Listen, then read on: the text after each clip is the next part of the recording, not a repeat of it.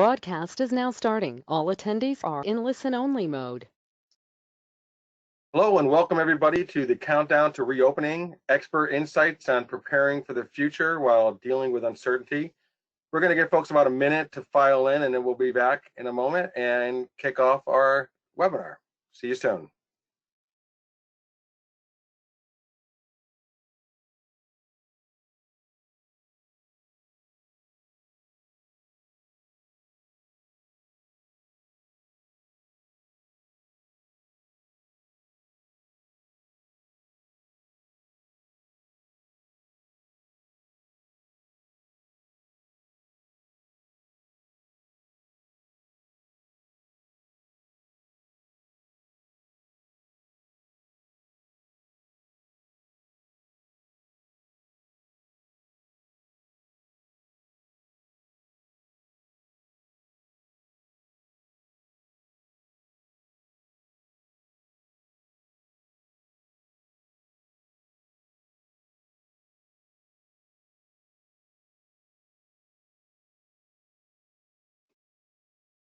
All right. Well, we have another great turnout for today's webinar. We had a little bit of a hiatus for the holiday, and now we're back. And so before we get going into our conversation, I'd like to introduce Tony Civitella. He's the president and CEO of Transfinder, school bus routing software company. Tony, welcome. Hello, everybody. Thank you. Can you hear me all right? Yes, we can. Awesome. Thank you. Well, good. Welcome, everyone. It's exciting. I'm excited about today's webinar. I'm glad you guys were able to join us. We have great panelists here that will talk about what everyone's in their mind, what's the future looks like. Obviously, it's part of the. There's a lot of uncertainties right here, but we want to make sure, are we planning correctly? Are we doing things? And there's something I've mentioned to a lot of people in the past that since we all went remote on the 13th of March, I've been sending this daily. I mean, really, it's close to midnight. I recap the day from success stories across. And recently, I sent an email to the team to let them know about keep swimming. Obviously, talk about swimming. It's summertime. I use swimming. Really, I didn't do that. It's more about a movie. You guys have seen Finding Nemo, and really how Nemo and Dory and how they were trapped in a fish net and how they're all swimming together. I mean, right? Think about it. There's a crane. I don't know if you guys saw the movie, but the crane is pulling all these fish up, and they're all swimming together, going, push, swim downward, and they're able as the group, think about it, they're all as a group swim together, going down, and they literally snap the crane, and all the fish were free. And the whole idea is that how this really the industry started with how Transpar as a team is working together and to really overcome these huge obstacles, free ourselves from the net. Think about that kind of stuff. So I'm seeing this as really how this industry is really doing the same thing, and how you're really coming together. And I know that we'll be doing a lot of this discussing here in today's webinar about what you have to say and how we are swimming together, how is really the industry is coming together, and what's going on as part of this countdown of the school being opening. And want to remind everybody, these webinars always get recorded. It'll be anchored off our Transfinder.com website. You'll be able to see all of the recorded webinars that have been off our best practices webpage. And I also want to just put a little plug for our our communication tool. It's called StopFinder. We're making it's free for clients or even prospects for the communication piece. If you need a communication piece, especially now that school's about to start, and you need a good way to communicate with parents, well, it's an app that parents download, and of course you use the admin side, and you can send information, really get feedback from parents and so forth. So if you need an app, we have it. It's free. This free offer is available until December 31st, so you're welcome to use this. So please, if you're interested, send an email to freestopfinder@transfinder.com, and we'd love to have someone talk to you about it, what it means and how it works. Again, we think this is the time to communicate. I know it's part of the final countdown, so Rick, before I give it to you, I have to have a little bit of. You said I could hum it, do something. But I think I'm doing better than humming. I feel like I could just sing along, right? Oh, beautiful. I mean, it's not the final countdown, but we're getting very close here to the countdown. So, Rick, take us there as the moderator here for today's discussion. So, Thanks so much, Tony. Looking forward to it. Thank you, everybody. And now, Tony, where are you going to be singing next? Where's your, what's the next venue for your singing? I think the backyard is going to look good to this afternoon. I think in the backyard next place. All right, so you guys are welcome to come over. Very good. Thank you so much, Tony. I'm really thankful for all those who are in attendance today. We again have a really good turnout, and I think we've been talking a lot about this, how there's just a hunger for more and more information, and really hearing from experts how they're dealing with the uncertainty that we all are in this time. That's unlike any other time really in history. I want to remind folks that while you hear us, we do not hear you. But you can be heard in the sense that if you submit a question that we would love to address those, I'll bring them to the panelists as soon as I get them. So, and Karen, thank you so much for the kind comments. I appreciate that. So just as proof that we are reading those in real time here. So I want to welcome our panelists. And just if you could pop on screen when I call your name, that would be awesome. Micah Brassfield, she's a director at Transpar. Cody Cox, I'm not sure he's on or not yet, but he said he was going to try his best to make it today. So if not, he may pop on a little later if we don't see him now. And he's with Community ISD in Texas. Katrina Falk is the director of transportation at Shelby Eastern Schools in Indiana. And Ken Easley Jr., he's the bus transportation director at Centralia City School District in Illinois. So thank you so much, all of you, for joining us today. We had a great conversation yesterday, just discussing, what it is you're all facing on the front line. So thank you. Before we get into the introductions and the questions that we're going to be addressing today, I just wanted to bring your attention to a couple of stories I just posted this morning on Transfinder's Facebook page. The first is a New York Times story, and it's about Education Secretary Betsy DeVos and how she's really been pushing for, as has President Trump, for schools nationally to reopen in the fall and how critical that is. And the next story I posted is one that was from the Washington Post, and that starts out like this. I'm going to just read a couple paragraphs, so bear with me. Resisting pressure from President Donald Trump, 3 of the nation's largest school districts said Monday that they will begin the new school year with all students learning from home. Schools in Los Angeles, San Diego, and Atlanta will begin entirely online, officials said Monday. Schools in Nashville plan to do the same at least through Labor Day. Several other big cities were considering similar plans, while others have adopted hybrid plans in which students would be in school on certain days and at home on certain days. And then some have announced plans to open 5 days a week, as the White House has demanded, but the Washington Post says they appear to be in the minority. So that kind of sets the table for where we are today and the world that we're living in, and the world that you live in. And so I wanted to, we'll dive into a little bit of that. But before we start, I'd like to ask, and we'll go with Micah first, because this is the order I see you on my screen, Micah, Katrina, and then Ken. If you could just introduce yourselves, your role, the district that you work for, districts that you are responsible for, and maybe just a little bit about the district that you work at, and kind of give us something that would kind of be help us have a better understanding of where you are. So we'll start off with Micah. Absolutely. Thanks for having me, Rick. My name is Micah Brassfield, and I am a director with Transpar. I grew up around the student transportation industry. My father is a nearly 40-year veteran of student transportation, and I led my first transportation staff meeting as a 4th grader on Take Your Daughter to Work Day. So I've been around buses and transportation facilities my entire life. I was an educator, briefly taught high school and coached for 4 years, and then went back and got my MBA and transitioned over to the operations side of working with school districts as a coordinator of planning and student transportation and a senior contract administrator, overseeing student transportation, child nutrition, and custodial services.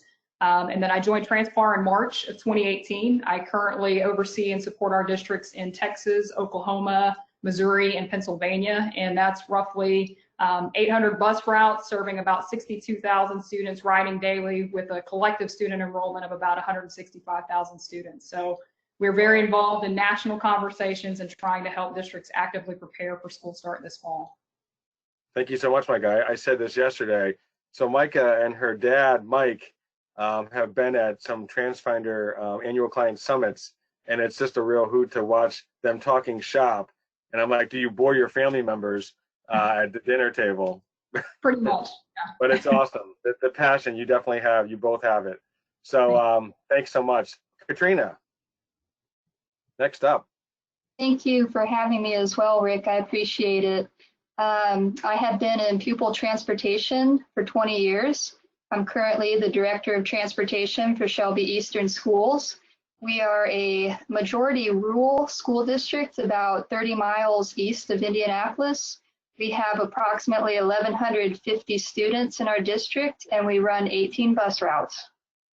Right, and you know, I mentioned this yesterday. You were in a very high-profile article in STN, and you said you're doing your dream job, what you wanted to do when you were in second grade.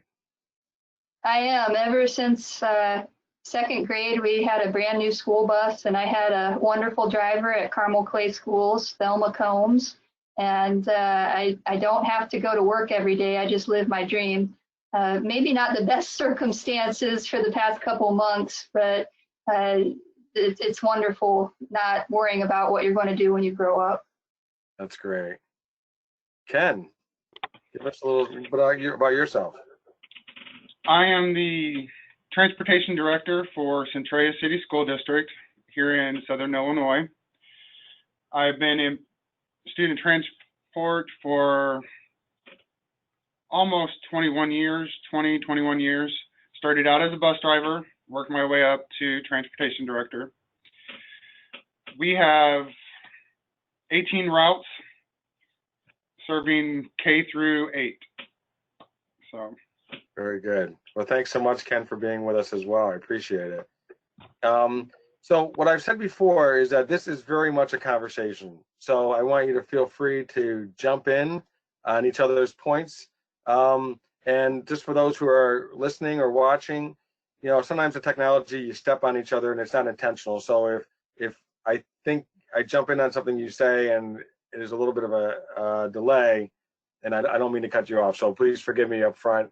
And again, let's jump right in. I want to just open up with a very open-ended question, and I'll start with you, Ken, and we'll work our way the other way this time, and then we can go in any. There's no order to this, but just in general, what would you say the main issue you are facing at your district as you plan on reopening your schools? I would say the changes day to day. We'll get one thing set, and then the state of Illinois will decide, let's do it a different way. And then obviously with rising numbers taking us backwards, possibly, that kind of throws a lot of tension into the air. Right, okay. Constantly changing tide here. Katrina, how about you? Yeah, to piggyback off of what Ken said, it's very difficult making concrete plans off of uncertainty. And especially in the beginning, we had so many alternate scenarios thrown at us.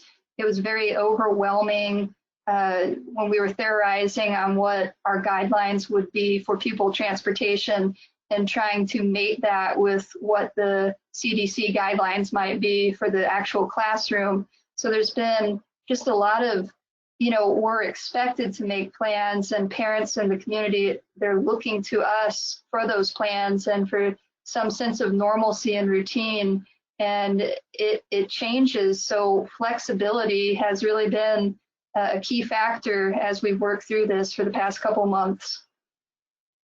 Yeah, we had one of our previous panel discussion, somebody mentioned you have to be flexible, adaptable, and trainable, or teachable.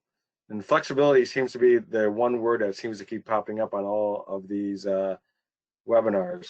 Micah, how about you? And you have such a wide scope of what you're seeing, I'm sure.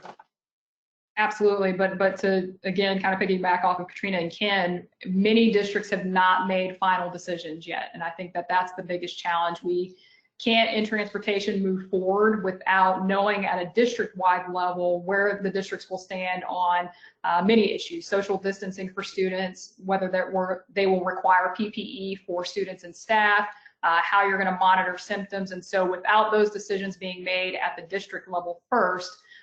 It makes it difficult for transportation staff to plan around and those decisions and make the decisions they need to make for the operation. So what do you do in that case? So we talked a little bit about this yesterday. I know Ken and Katrina, you guys have a little bit of a different take in terms of how many contingency plans do you create and that kind of thing. Can we, Katrina, maybe we'll start with you, and then Ken, your school district has a little bit of a different approach to that on the contingency plan side of things. Right. Well, to back up just a moment to Micah, completely correct. So many reopening plans here have been approved, but just within the last 2 days, we're learning of districts in Marion County, Indiana, and a couple in northern Indiana who have gone back and revamped those, and now they're starting the year on e-learning. So, you know, we have spent quite a bit of time putting plans together just to fall back on e-learning. So it shows how quickly something can change, even with the best laid plans. As far as contingencies go, you know, I think I'm with everybody. When this whole situation started, there were so many scenarios that got thrown at us for possibly being able to social distance on school buses. So yeah, I was in panic mode thinking, are we going to do it by last name? Are we going to do it by grade level? How are we going to split these students up? Luckily, in our situation, Indiana is not requiring that social distancing component. It's being encouraged where we can, but unlike California and a couple other states, we're not having to do that. So our superintendent very early in said, let's just try to concentrate on two main plans, which is offering an e-learning option to parents who aren't comfortable with sending their students back, and then having in-building education that looks as normal as possible to what we did last school year. So he has not really encouraged a lot of those alternate scenarios. You know, I've collaborated with a couple different directors just to have some plans in the wings, but, you know, I've been fortunate that unlike some of our neighboring school districts, I haven't had to come up with half a dozen different scenarios and really illustrate how that would work for us. So his idea is kind of like wait to see a little bit about where the dust settles before you really put all that energy into building those routes. Right. He's been very conservative, and I can appreciate that. And also trying not to make this scary for our students and our families and make it look so institutionalized that it doesn't represent what the school year should look like. Great. Ken, you guys have a little bit of a different approach. We started out with my superintendent wanting several different plans laid out just in case we have to fall back or completely shut down. So we will start the 17th with every student attending unless they have opted out to do homeschool, which we are giving that option to them. But we will have social distancing with the state guidelines on school buses. All of our staff and students will have to wear masks. And then if we have to, are bus drivers wearing masks? Sadly, at 100 degrees, yes. I know there's a lot of concern we've had in previous webinars about how do you have a bus driver wear a mask and concerns about that. But yes. That's one of my biggest concerns because I've got over half of my staff is older drivers, and it's just not going to be a good thing, I don't think. But are they all coming back? Everyone except for one of them. And okay. He is 79, so he's going to take this year off. Okay. He gets around better than some of the younger ones. So. Is it over concerns about coronavirus? Yes. Okay. Yeah. Micah, I want to come back to you, and then I want to. Ken, you said a couple of things that sparked some thoughts. But Mike, anything I mean, again, you probably have seen all of the above and others in terms of contingency plans. Yeah, so one of the things we did very early on, starting back in April, was we developed a COVID decision-making framework that we shared with each of our managers at our management locations. And it has a list of 128 questions that break down both district level and transportation level questions that need to be asked, and will eventually feed into a school start checklist. And so our managers have been actively trying to get a seat at the table, have those conversations with the cabinet leadership or district level leadership to get the answers to the district level questions first. That will ultimately help them be able to plan as we transition to a school start checklist and a project management dashboard. And that's been helpful, but I would still say that with the recent news that you shared of everything that was announced last week at the federal level and at state levels, some of those early plans are either now changing, or we have still seen districts that are in the process of truly trying to finalize what the plan for August will look like. So asking the right questions is what we're pushing right now, getting as many answers as you can so that you can avoid any unnecessary work in terms of creating multiple scenarios that you may never use. But at the same time, trying to develop the right plan based on what's going on in your respective area. Can you give any, just maybe a few of those items on the checklist that might be, oh, someone just asked, by the way, I was going to ask it, but now I can blame it on Kim. Kim was wondering if you would make that questionnaire, is that public? Is that something? Yeah, absolutely. However you guys want to do that, you can send me an email and we can send out an Excel version of that sheet that populates the same way. We built it in Smartsheet, which is a platform we use for project management. But absolutely, I can send that out to whoever would like one. Okay, we can also post it if it's easier. It might be easier. We could just post it on our best practices page that Tony made a reference to earlier. That's great. Can you give me a couple examples of some of those items on that checklist? Sure. So everything from, has your district actually evaluated the CDC guidelines to determine how strictly or how closely they will adhere to the guidelines? Has your district conducted a budget evaluation to determine, do they have funds in the budget to purchase the necessary PPE if they're going to require it? From an operations perspective, how will your key retrieval processes change in order to mitigate the hand-to-hand contact between dispatchers and drivers with exchanging keys? Will you require cleaning and sanitizing after every run or after every route? And so literally from every area to budget and finance, personnel and safety and training, hiring practices, fleet maintenance, there's a set of questions for each of those areas and gives the opportunity to really make sure that you've asked everything that you need to so that you can start creating a checklist from there. Micah, you definitely hit a button here. I'm getting a lot of people who are very interested. So we would definitely post that when we get it. Thank you for bringing that up. Ken, someone had a question for you about how you're doing social distancing on the bus. Can you give a little bit of details on that? A lot of that will get decided with tonight's board meeting. The state really doesn't give us, no one wants to take that initial, we want you to do it this way. So we've come up with several different scenarios. I was reading an article actually earlier today where, if they have a face mask on, you can put them in every other seat. The first one will be aisle side, the next one will be window, and just alternate them like that. The way that everyone that I've talked to here in Illinois perceives the social distancing on a school bus, it's pretty much almost sounds like one kid per seat unless they come from the same household. Those students can actually sit together. Otherwise, you're pretty much going to be very limited on. So give me a sense of routes. How many students are we talking about on a bus versus what a normal bus load would be in that case? If they're single student families, it's going to be about 11 to 14 students on a bus, and that'll be it. Out of how many that you normally could get on there? Like 60? We run about 50 students, average 55. So then, so you're going to multiple runs earlier.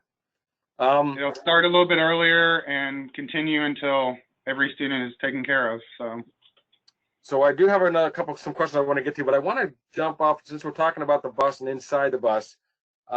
We do have a question that we'd like to ask to the panelists, but I also want to throw it out to all of the attendees. So you're going to see a question pop on your screen. Bridget, if you could put that up. And the question is basically, are you anticipating taking attendance on the school bus this fall, or this coming school year, 2021 school year? So if you could just take this poll, and I'm going to just ask our panelists, again, Micah, because you represent so many different schools, I don't know if you have a sense of how many are going to be taking attendance as kind of the guideline, as with this contact tracing requirement that the CDC, or not requirement, I guess, suggestion that the CDC has put out there. So, I think many districts are looking at that, and it certainly depends from one district to the next based on the current technology that maybe they have in place to do so. I know many districts just take maybe a monthly ridership count and don't necessarily have the technology in place to take daily attendance because of how time consuming that would be if you're doing it by hand. But I do hear, and I'm hearing the need for districts to take attendance in the event that they will have to contact trace for either a staff member or a student that potentially tests positive or exhibits symptoms on the bus. So it will be interesting to see. We haven't heard right now of anyone that has outlined a clear-cut plan for how they will take attendance, but I think for the districts that already have technology in place, that is something that they will be looking to leverage as they get closer to school start. Good, great. Katrina, how about you? We have not had a conversation yet about taking attendance during the school year. Right now, we're working through a preliminary ridership survey that we've sent to our families to get a grasp on what students are going to be riding this coming school year. So we're kind of at the cusp of this, although I can see where it would certainly have its merits to quickly access the information should we have to contact multiple parents in the case of a student or a driver exhibiting symptoms. Okay. How about you, Ken? We have, we are taking attendance, making sure that we have an exact seating chart for contact tracing. I actually got to use Dot Finder at the end of school year. So I'm trying to get the district to approve tonight to actually use that this upcoming school year because it has the auto attendance program built into it. So super. I'm just going to go through some comments that people have. One person said, we don't normally, this is Janet, said, we don't normally take attendance, and there's been no discussion about doing it, but they are going to actually survey parents to ask them if they are planning on putting their child on the bus this school year. I was wondering, is that something you're going to do? I mean, in New York, you're required to provide transportation. So even if a parent opts out in the beginning, then they change their mind, you have to. But some school districts that we had webinars on in the past said that you would opt out indefinitely. So, but that's not the case in New York State. But are any of you surveying your districts to find out what their plans are for the fall? Go ahead, Katrina, I see you nodding. Yes, that's very similar to the ridership survey that we've sent out to parents. And we actually started doing this last school year just to get a better handle on who our bus riders were so that we could eliminate that requirement in our Transfinder software so those students weren't showing up as unassigned students.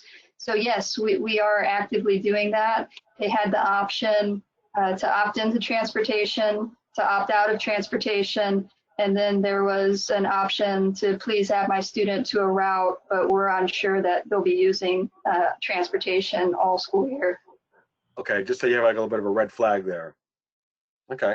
Micah or Ken, any other thoughts you want, if you have anything you want to add? We do that during registration. We have an online registration currently, and they have to actually, before it will let them finish, choose a yes or no for a bus, and then they can change it at any time. So you're just sticking with the standard what you've done in the past at this point. Pretty much, yeah. Okay. Micah, were you going to add something? We do. We have, many of our districts have put out surveys to the community to not only ask about transportation, but to ask what their preference is for an in-person versus virtual learning environment for the fall. And the important part about that, especially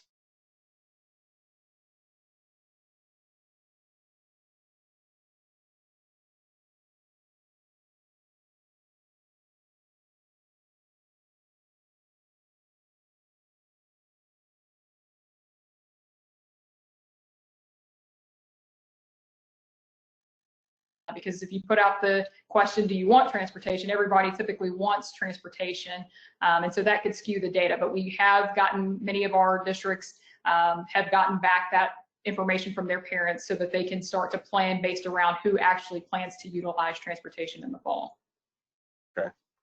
One person, by the way, just going back to the social distancing real quickly, said, Frank said in New York, New York State must follow CDC and DOH, Department of Health, New York guidelines.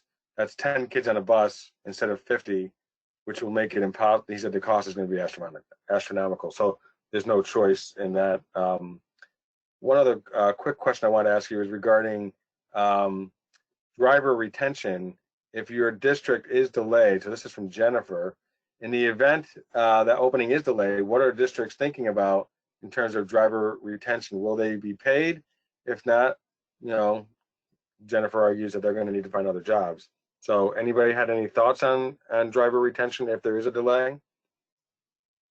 Our school board was extremely proactive with this back in March, and they passed a resolution stating that any closure due to COVID-19, our drivers, aides, and some other positions would continue to be paid their normal daily amount. So rolling into this school year, we're still counting on that being the case should we delay our opening or switch to e-learning for some amount of time. Okay. And ours is the same way. Back in March, when we went from school to home, we started meal routes, and our school district opted to pay a full day pay whether we were actually in school or not if it dealt with COVID-19. And it will continue to be the same way. Okay. So that is very forward. I think that's pretty forward thinking. I'm sorry, go ahead. Yeah, I was just going to say many of our districts right now are thinking outside of the box on if we do not start back for a virtual learning environment, what are other positions throughout the district maybe that are currently vacant?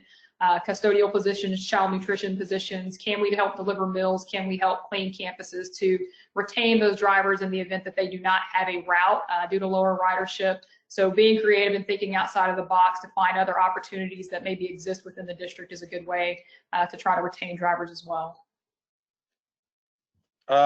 So Charles asked a question about if anyone is planning to make parents make reservations for bus seats. So we haven't really talked about assigned seating. So I guess let's talk about that first. But then they, you know, they're saying no reservations, no ride. This is just a question. But I have a question about just assigned seating. And I know that that's not unusual when you're dealing with students with special needs, but it's not necessarily something that happens in general. So is that a thought? And then what about the thought about having, you know, parents, I guess, reserve a seat? Maybe it's one and the same. But any thoughts on assigned seating? We are requiring it. Of course, we've always encouraged it just as a safeguard. But at our drivers meeting later this week, we're going to address that and also take into consideration students coming from the same household, sitting them together, the order in which the students load and unload so that we don't have students needlessly passing by a large number of students on the bus. So yes, we will be having seating charts that need to be turned in just in case we have a situation come up. As far as reservations go, I guess in our case, it's that ridership form where they opt in. It's really going to, like I said, depend on where the student is on the route in terms of where their seat's going to be, because like I said, we don't want to fill the bus front to back. We want to try to fill it back to front and get students from the same household close together, if not in the same seat. Wow. It's a whole different world, isn't it? It really is. Ken and Micah, anything you want to add? Other than ours is required this year because of state requirements, they have to have a seating chart. We normally try to do that anyway, but it's always been a kind of a relaxed thing. And usually the difference would be, obviously they would load back to front this year, whether in the past our principals and stuff guys got involved with assigned seating. So How about you, Micah?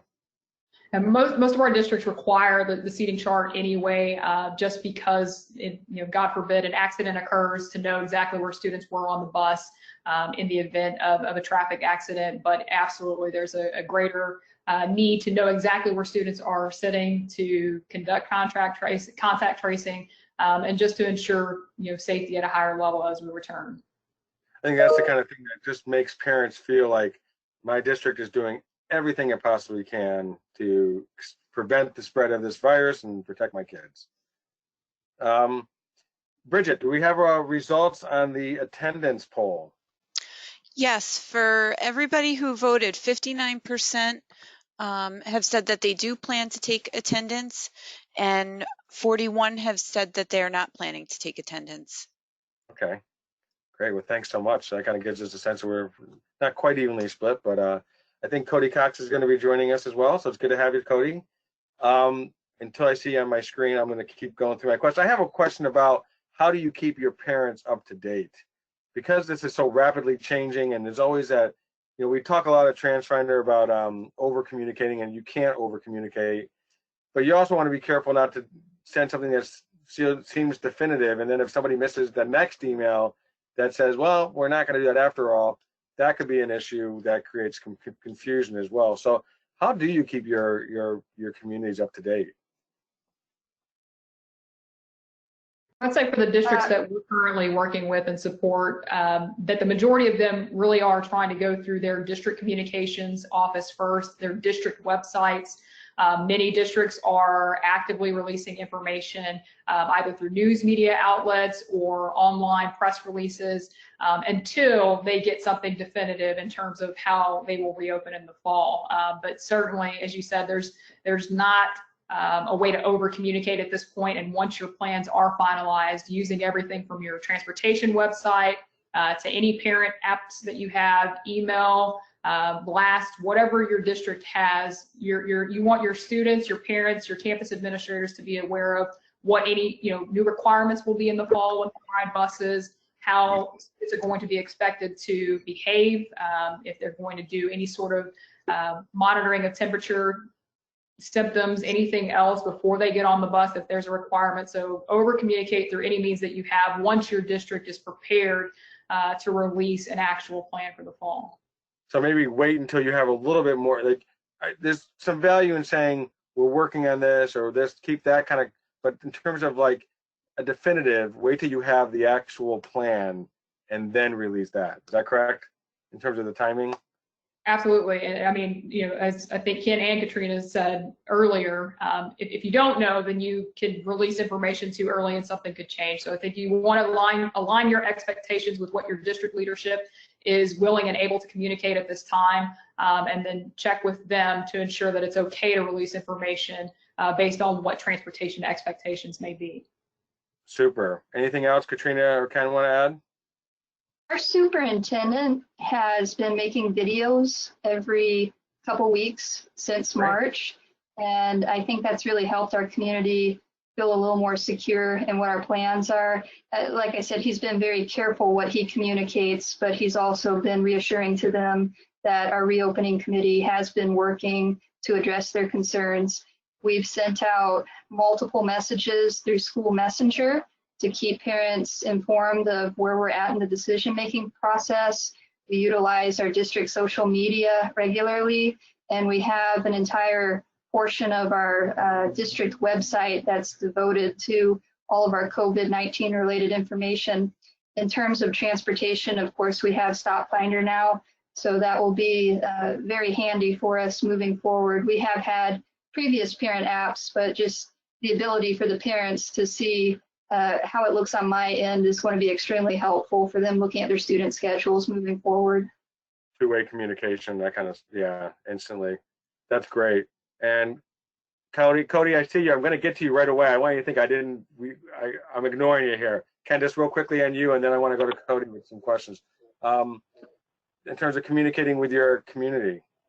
Pretty much the same way. With our superintendent does videos pretty much weekly and gets them out on social media and keeps everybody as much up to date as possible without having to backtrack anything going on. So that's great. I feel like even with the food deliveries and the parades and the graduations, even though that's not about the fall yet, there's just been a lot of effort made to make the community feel like, we're still in business.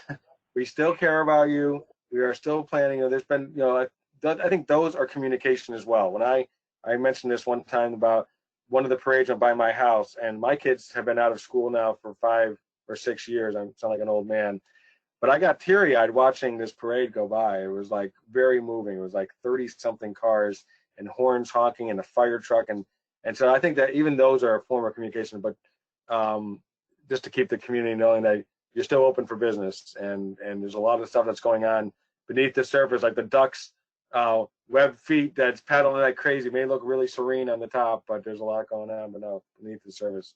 Cody, thank you so much for joining us. I know you're crazy busy as well as you all are.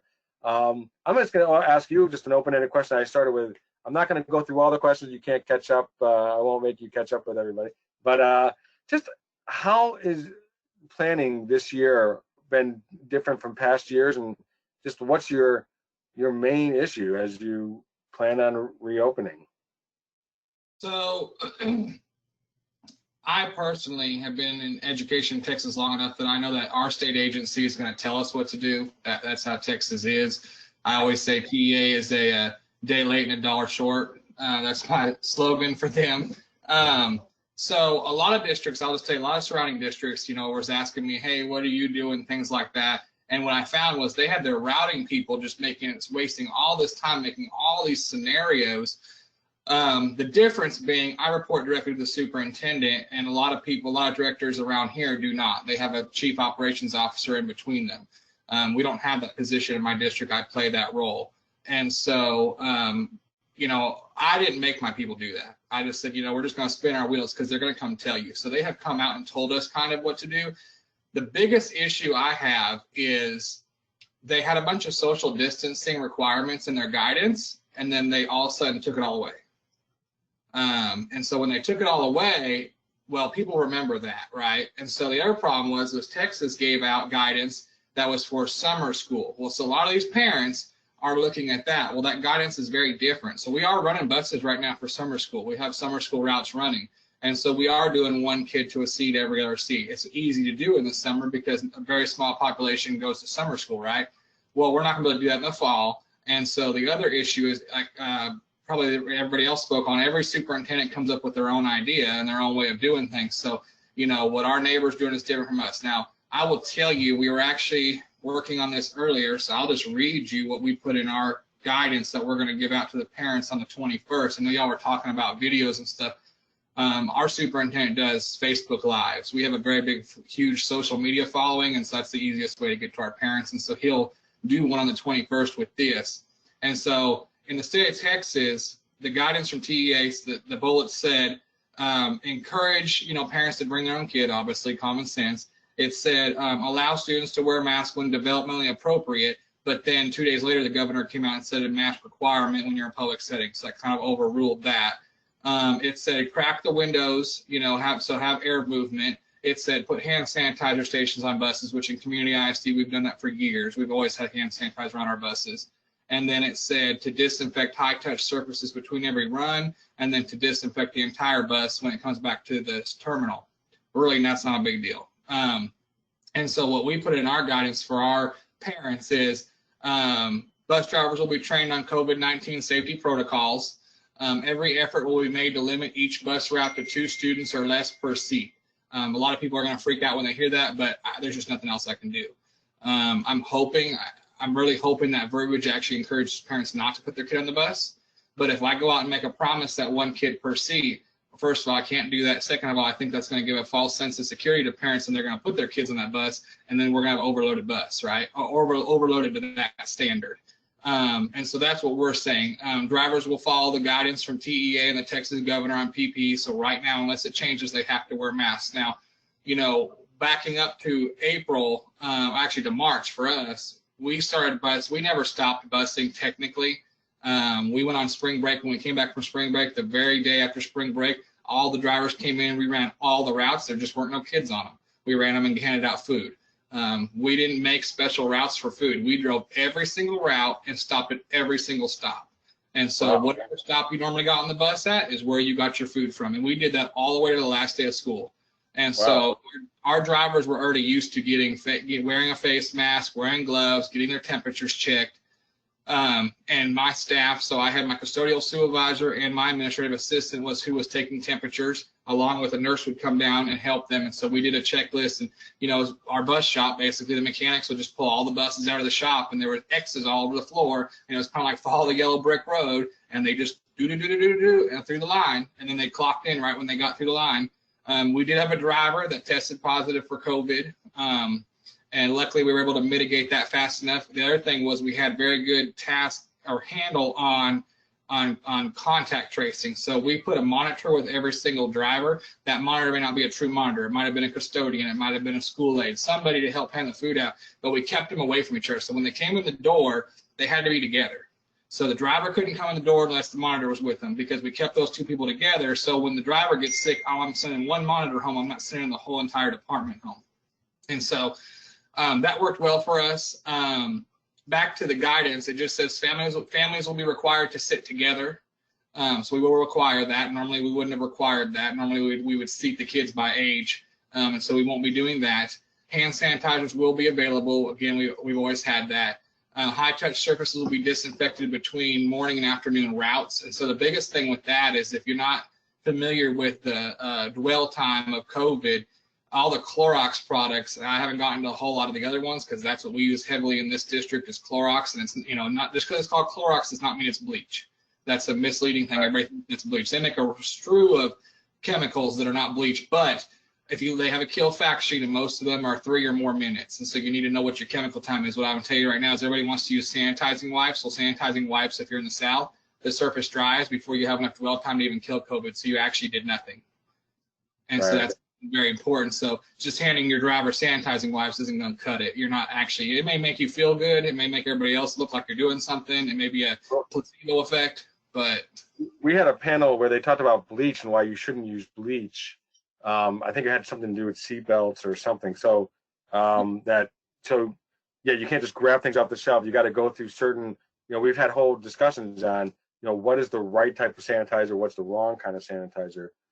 I want to thank you. That's a lot of information. In fact, I wonder if you have any of that in a document form, because I think some people might benefit from, you have earlier, Micah shared a checklist of questions that everybody, and I have a feeling after your discussion just now, Cody, they may want to have, do you have a checklist of some things that we could make available on our best practices page? No, it's all up here. All right. But I mean, so, I can try to develop one. I don't want to make more work for you. I know you're crazy busy. I'll make them just play the tape again, because this is all recorded and all be available. So everybody's always welcome to email me or reach out to me. I don't have a problem with that. You know, you probably won't catch me on the phone, but they can email me. The difference is I've been researching this since March. You know, I had to go meet with the Calhoun County Health Department and all that kind of stuff, because I am basically, the superintendent said, well, you're our COVID answer, so figure it out. So. That sounds like my boss. My boss's expression is, it's FIO, you know, figure it out. Just by the way, one person just asked me a question about the every other week, different, you know, alternating students. Anybody doing that you're aware of in your districts? Micah, anybody in your districts doing that? Okay, because they wanted to ask if this was how they were handling it. So here's a question that I think some people might be able to glean this from. How is morale on your team, your transportation department, and then how do you keep morale up when maybe, you know, especially when you see like where it looks like the virus, the numbers are going down, and then all of a sudden it might be a peak again, and people can get, it has nothing to do with the office or their job, but they're still they're coming in feeling disheartened. So I'm just wondering how morale is at your schools and specifically in your departments, and then how do you, because you all seem very motivational to me. I mean, I feel just upbeat already just talking to you. So how do you keep that morale up? Anybody can jump in. Our drivers are ready to see their students again. So they're positive. There's been a lot of, speculation since March. Are we going back? Are we not going back? I know a lot of them were disappointed when the decision was made that all Indiana schools were going to be closed for the rest of the school year. I try to talk to our drivers on a regular basis. We only have 18 drivers, and sometimes they call me on the weekend or just during the week, and we talk for half an hour, and most of the time it's not even about transportation, but just checking in on one another. So I'm very fortunate. I live in the same community as most of, at least half of our drivers here. So I've tried to reach out to them through group texts and just check in on them. And most of the time, some of them never reply, but I'll catch up with them in person somewhere, and they'll say they appreciate it. And it's difficult. Nobody has been faced with this situation before, so there's nothing to fall back on. What do you do? But just trying to keep them in the loop and encourage them that summer routine is coming up. We have our back to school meeting. We have bus inspections coming up. So just giving them something to look forward to. But definitely staying in communication. That's been the most important thing throughout the last couple months. That's a good, I like both those points. I like the routine part too. You never thought that the value of the routine does a lot for morale as well, because it has a little bit of a sense of like normalcy, which everybody is kind of clinging for. Anybody else on how morale is and how to keep it up? My drivers are ecstatic to come back. They can't wait to see some of their kids. Just some of the kids. Yeah. I was one of those kids on the school bus. They did not look forward to seeing me on the bus. I actually had a driver that created a Facebook chat messenger just for everyone that's in our department. So they're constantly going back and forth and talking about either school or stuff, and any kind of information I get, I try to make sure I get to them, as long as I know it's something that good chance it's not going to change. So very good. Micah, you look like you were going to say something. Yeah, I would say our managers have done a really good job of connecting with drivers as well. You don't want to assume that people have not been directly impacted by the virus and other financial hardships of losing jobs or having spouses or other family members losing jobs. So at the very least, they've been checking in on a weekly or bi-weekly basis, and that's going to be even more important in the coming weeks. Don't assume that your staff is coming back. Don't assume that your staff is actually checking the district website or even reading emails. Reach out to them directly and at least make that effort. If they don't answer, they don't respond, at least you try, but they do appreciate being asked how they're doing, being asked, if they're feeling okay, if they have any concerns or apprehension about returning. And then with some of our larger districts that have a larger operations staff, they've still been conducting weekly staff meetings through Zoom or GoToMeeting or Google Hangouts and using those teleconferencing tools. So staying connected, even though you're not physically together right now, especially as you lead up to school start, is incredibly important. And just finding ways to do that as frequently as possible to check in with staff. So it really is that human touch is really critical. Yesterday, so I play on my church softball team. I found out one of my really good friends, his wife's going to have a baby. And I go, how come I didn't hear about this? And someone else goes, he posted it on Facebook a couple of days ago. I'm like, oh, I'm sorry, I missed it on Facebook. So don't assume that Facebook is your tool. It's in one more tool, but it's not that I made it like Katrina said, I called that person or, made that one-on-one connection. So now I just said that publicly that my friend's wife's having a baby, but I didn't say his name. All right. Cody, anything you want to add to that conversation on keeping morale up? Yeah, I mean, I think we do a really good job of that. for those of you, if you follow me on LinkedIn or anything, you probably see like we do a lot of morale boosting stuff in this district. That's just the way I feel we should do it. The difference for us though is, you know, we never stopped working, and so we still, you know, when the drivers were out there in line waiting to get their temperatures and stuff checked, you know, I would go out there and, you know, and we'd have conversations and stuff. We go a lot deeper than most districts. We hold everybody to the same standards. So I don't care if you're a custodian, a bus driver, monitor, you're going to be held to the same standards as myself or anybody.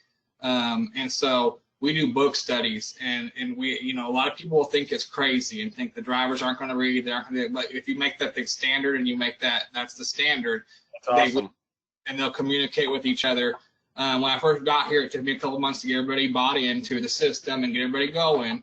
But those type of things keep them working together. You know, when you get your drivers and your staff to the point, now I have multiple departments, so I do it per department. But when you get them all together, you know, even if they're standing 6 feet apart out of the shop, and you remind them, okay, we're talking about, like the last book we read was the OS principle, talking about, you know, being able to identify when you brought yourself below the line. So gossiping about another driver in between buses out in the yard, you're below the line. And so you need to bring yourself back up above the line, and your peers should be telling you, hey, that's really below the line. That's not what we're here to do. We're here to help the kids. So keeping them rolling keeps our morale up. You know, the other difference is our drivers get paid year round, so nobody took a financial hit. The only financial hit they took was the drivers that were used to driving summer school, didn't get the money in June, they're driving now.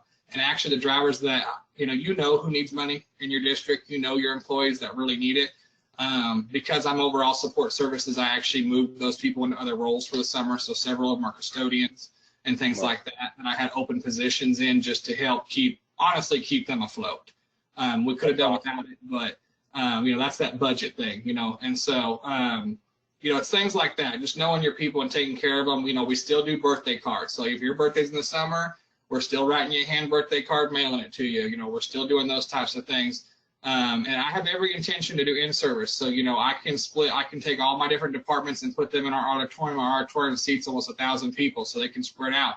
We're still going to do in-service as normal. We're still going to eat. You know, if anybody knows me, that's all we do is eat around here. And so we're still, you know, I'm a firm believer in you better not have a meeting if there ain't no food, because I'm not going to be listening. And so, you know, we're still going to do all those things. Good. In the school year, you know, we buy shirts for people and stuff like that to start the year out and get everybody excited. And that's why I keep telling everybody this is no different. You know, I came from the Houston area where we had to deal with hurricanes and stuff, and I'm busting people out of flooded areas. It's the same thing. It's the same thing. You know, this is no different. You figure out how to maneuver through it. And I think that's what makes you guys unique as a breed. I really believe that this is Tony talks about your role as really a calling in a lot of ways, you know, and it really is. I know it sounds corny, but it's more than a job. That there really is a mission. It's a mission, and it's mission critical, really. I want to share something that Crystal shared about how she keeps morale up at her district. She goes, I made personal thinking of you cards and mailed them to the drivers and attendants. And she goes, it was very nice that, you know, several of them got back to her saying that it brightened their day to know that we cared. So it is, you know, we talk about it a lot of times it's the little things, you know, that are not so little after all. We are getting close to winding down. I told you that this would happen. It always happens very fast. Don't feel rushed in this, but I have one of two closing questions. One is just, what lessons have you learned during this pandemic that may be helpful for those who are attending here? Because I think you guys are now, I mean, you already were probably going into this battle, you know, battle tested, but this is a whole other battle, you know. So when I think about like 2, 3, 4 years from now, what you've gained from this will be tremendous. But so maybe what lessons have you learned through this that may be helpful for those who are here, tricks that maybe you've learned, things that you were doing that weren't helping maybe, that you stopped doing, or things that you started doing? Or the other thing is just a takeaway.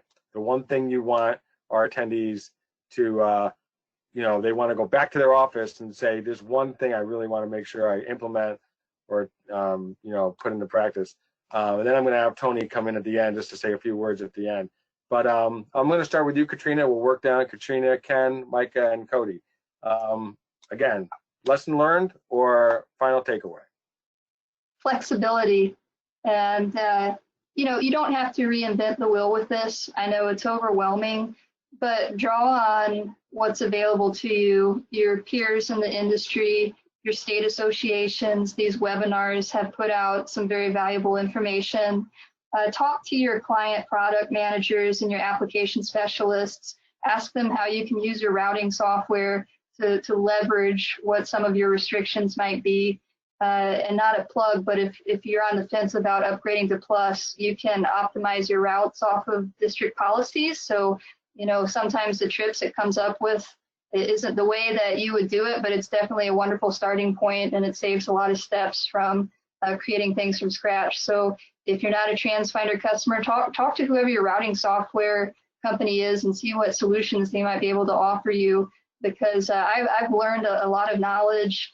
After having been with Transfinder for 4 years, I'm kind of embarrassed that I didn't know some of the shortcuts to doing some different routing from filters, so on and so forth. So don't be afraid to ask questions. I'm going to let you know a secret, Katrina.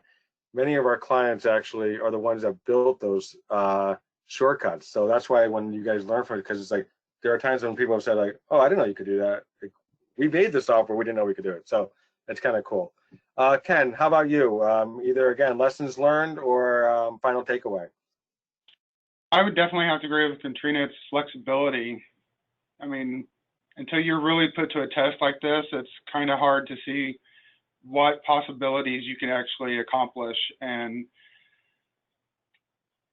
the amount of caring a lot of people go into getting things done under strict guidelines that we are put under. So it's definitely going to be a challenging year, and I have a lot of great people that's going to help. So of course you guys at Transfinder too. Oh, thank you. Micah. Sure, I would say two things. Transportation is a community, and this industry is a community. So as Katrina said earlier, don't feel like you have to recreate the wheel. Reach out to your districts around you that are putting out information that may seem helpful. Reach out to the folks that provide you with your tools, your technology, your processes, whether it's a vendor or another company. Ask questions of your peers, but it's been great to see how this community has come together, creating task force and putting out information on a weekly, daily basis sometimes of things that you can use. And then second, now is the time, if you have not, to ask the right questions. Do not go into startup not having aligned expectations with your district leadership and having a clear understanding of what they expect from transportation, because you don't want to commit yourself to a plan that you are not able to execute. So ask the right questions now, get the information that you need, and do your best to control what you can and be flexible and respond to things that you can't as they come at you this fall. Super, that's great. I just started a book called Start With Why. And that's a lot of it is about asking the right questions. Cody. I think Micah and Katrina and Ken, they covered a lot of things that I would have said myself. Really, the biggest thing is, you know, I keep telling my staff, don't stress out about it. As long as you're doing what's right, in my opinion, and I'll protect my people, as long as you're doing what's right for kids, even if it may be wrong, as long as we try to do what's right for kids, that's what really matters. That's the thing. Everybody's stressing out and freaking out, you know. And the other thing is when people, upper management gets stressed, a lot of times they like to try to they kick in this micromanaging mode, right? And I highly recommend you don't do that. I highly recommend, you know, autonomy is the highest form of accountability. And so if you have the right people in place, you've interviewed the right people, you've hired the right people, you've enabled the right people, you need to let them do it, right? Like I tell people all the time, like people say, thank you for that. I'm like, okay, I didn't do that. That's transportation down the road did that. I just, you know, said, hey, here's a starting point. Let them do it, you know, let them have those victories. You don't have to be there hovering. Because in my opinion, if you can't trust those people, then why do you have them? That is great. Tony says a lot, like since this especially, when we all left our headquarters on March 13th, he met with every single department and said, just do your job. Don't do the job that somebody else has. Just do the thing that you have to do and do it well. And I think that that's what's really been helpful in our being successful is just we all have a task to do. And like you just said, Cody, you were all hired for something specific. So just do it well, and we'll get things done. Tony, you want to say a few words closing as we head out? Thank you again to everyone. Great topic. Obviously, it's ongoing here. but I'm going to super agree with everything you guys said. We like to use the word agile. That's the word we always use. I never knew how much that word really meant until March 13th, that we really do need to be adjust. And I love the word trust that Cody, you just used. You got to trust that you got to trust your skill. You got to trust that you know, and you have to also trust that you have the right staff on around you. We started a new thing when we went home, all of us as a company. It's a huge company that we went all home, and now we have to figure out how to do this. And we're still, yesterday was our 4-month anniversary. So what we've done, we actually started a new thing that every day we have an accountability a meeting. We were okay with this. It really comes from development and product development cycle, and really methodology is that you meet every single day. And everyone has 2 or 3 minutes, go around the table. Again, every department should do it. I highly recommend it. It's called accountability meeting. And it's not like, all right, what are you doing today? It's not the micromanagement, but it's really as a manager should ask their teams, like, all right, let's go through what's the blocker, what kind of things you got blocked today, what are things you need to, and then just go through the list. It's accountability. So just go through that. I highly recommend that. It's a good way to get the team. It's almost like a huddle, like a 5-minute, it's called a stand-up meetings, another term you can use. But I love those just because, at this point, you got to be agile. You got to change on a dime, and you can't change on a dime in a bubble. So I recommend get the teams involved from department, from a manager to every single department. Why not? Get them all involved. Got to trust the process. I mean, I've been preaching that like crazy. And, at a certain point, you got to give it all you got. And no one's gonna be mad at you that, hey, you did all you could, and it's all I could come up with. That's what we did. And guys, the pressure is on everybody. Obviously, you guys, Transfinder, but we're gonna give it all we got. There's no such thing as more than 100%. 100% is the maximum anyone could give. I actually don't like the word 110%.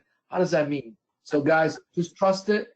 A lot of pressure, but I think this is the time that the community is gonna understand that, hey, we all been working nonstop. The days blend right into the night. They did. I know it's working. I think this has been nonstop for everyone this year, and it's going to continue. Guys, I know you guys all have the skill set. You have the leadership in you. Just trust that, and people see it. You don't have to ever brag about it. Never have to pound your chest, because I think that's what leaders do. Leaders don't say it's my team. No one says mine. I don't like that term. I think you do that, and things go together. Hey, there's gonna be some argument. I'm gonna leave one last thing. I'm a big proverb person. My father was huge on proverbs, and until he passed away, I didn't. They were just like these riddles. But this time, I'm gonna actually quote my mother-in-law. I'm Italian, and then I'll tell you what she means. It sounds a lot better in Italian, by the way. I just want to warn you. Amore non è bella se non è litigarella. Means love is not beautiful if there's any argument. So you need some argument. It's okay to argue. That's how good things come out. I'm always worried. Tell you though, I've tried that line on my wife and it hasn't worked. Yeah, it's possible. But guys, no one needs to be. Don't be silent. Speak up, because that's what I mean. Speak up doesn't mean you got to argue in a way that's how conversation happens. That's right. Guys, that's right. That's how you get to good ideas. The industry trusts you. You guys been doing this for a long time. It's a little bit different, a lot different, but you trust, you know what you're doing. So guys, good luck. If I don't talk to you guys before your big day, good luck. Obviously, we want to be here rooting for you guys. So again, everyone that came, whether you're a client or not, thank you so much, guys. Thank you so much, Tony. And I do want to thank good stuff there, all of you. Ken, Katrina, Micah, Cody, thank you so much for we could go on. I know we could go on. And I'll probably ask you all to come back again at some point on a webinar, because I learned a lot myself today.